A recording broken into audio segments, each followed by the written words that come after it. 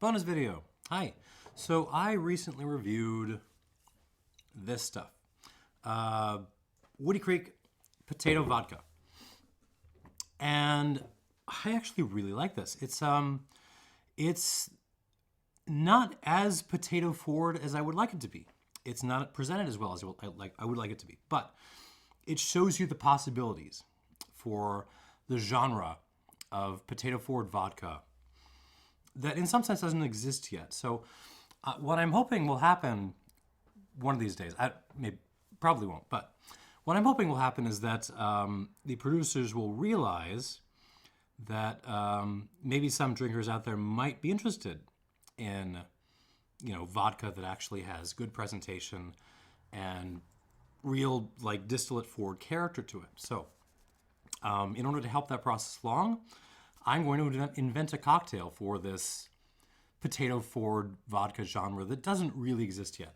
This is going to be my test bed. Let's get going. So how do you invent what do you do with a potato forward cocktail? Well, I thought about what I like to eat with my potatoes, and I also consulted one of my favorite books in the world, The Flavor Bible. If you are like me and you cook on the fly, you need a copy of this. It's not really a cookbook. It's basically a list of ingredients, sub-indexed with a smaller list of ingredients that go well with those ingredients. It's incredibly useful. So I made myself a list of stuff. I started experimenting, and I will tell you what I've put together. Okay. So we're gonna start with an enormous amount. Oh, I should warn you. This is a very, very strong cocktail, and it ended up that way for a number of reasons. The main one being that this particular vodka still isn't potato forward enough for my tastes. And the result of that is you kind of have to use a lot of it in order for it to kind of come through. So we're going to start with 2 ounces. 2 ounces of our Woody Creek vodka, or other, what you got on hand. And then what? Then I've got some simple syrup here. So, yeah, here we go. Simple syrup, not too much. The thing about cocktailing with something like this is it's all going to be in bar spoons and quarters, right? Because it's the character is pretty subtle, so you're not going to drown it out. I'm going to use a quarter of simple. In it goes. And then what? What do you want on your potato? What do you want to drink with your potato? Well, my first thought was herbs. I am going to use some thyme, some rosemary, and some mint. And I'm going to use the dried versions because that's kind of what I use on my baked potatoes. By the way, I did muddle this stuff in previous iterations of this cocktail.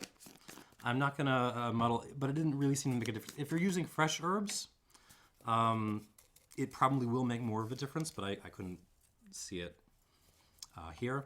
So I'm using a pinch each of rosemary, thyme, and dried mint. Be very careful with dried mint. It is, if anything, even more potent than fresh mint. All right, so pinch of each. You can use your own set of herbs. All right, I got my simple. Put that out of the way. So reuse that. What else? What else goes well with potato? 1/4 ounce of lemon juice.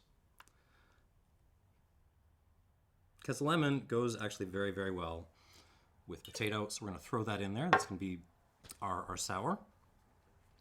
And then there's some other stuff I like. I like fennel. I like anise on my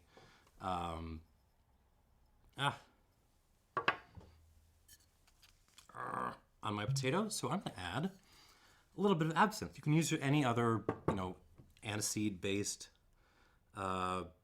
liqueur that you like, but I'm going to use absinthe. Oh, that's too much. And you're only going to use a teaspoon of this, or a bar spoon, same thing.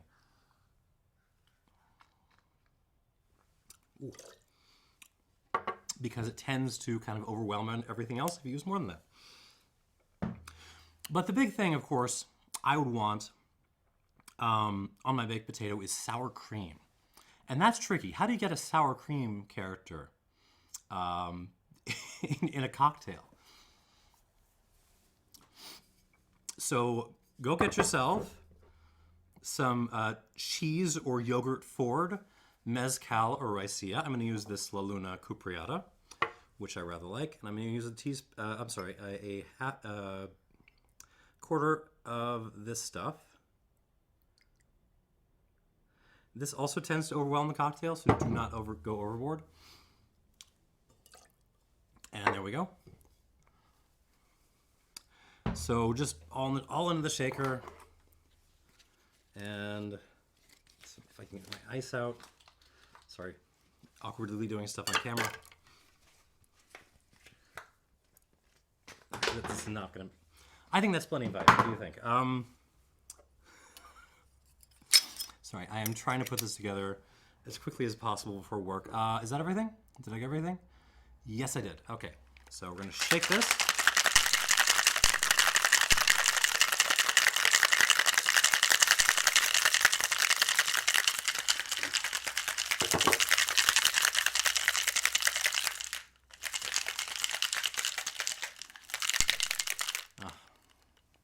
So what you should have is an additional filter to extra filter this. I forgot to bring mine. So you know what, I'm just gonna pour it. Oh, that's a little extra grungy. I'm gonna be picking this out of my teeth. Sorry, I have to go to work, no redos. And then you garnish with a small piece of potato peel. And it goes. Actually, now that I think about it, this would probably work better in a coupe glass. But, you know, it's where I'm going. Okay, and there we go. In a standard rocks glass, unfiltered.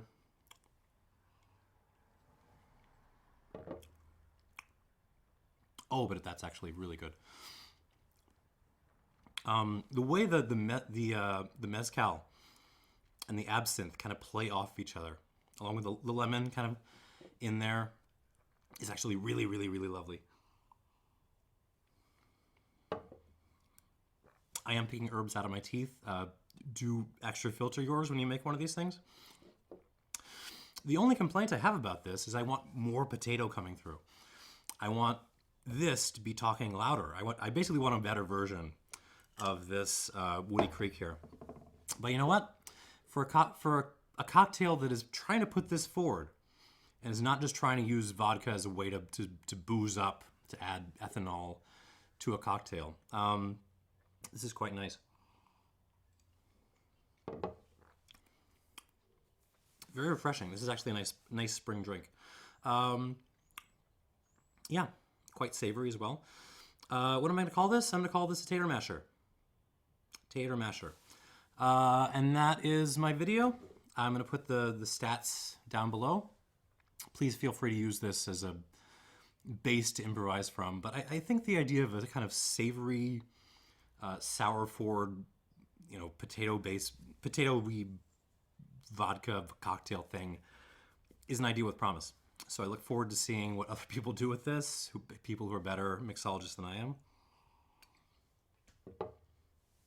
Ooh, herbs. Thanks for watching, and cheers.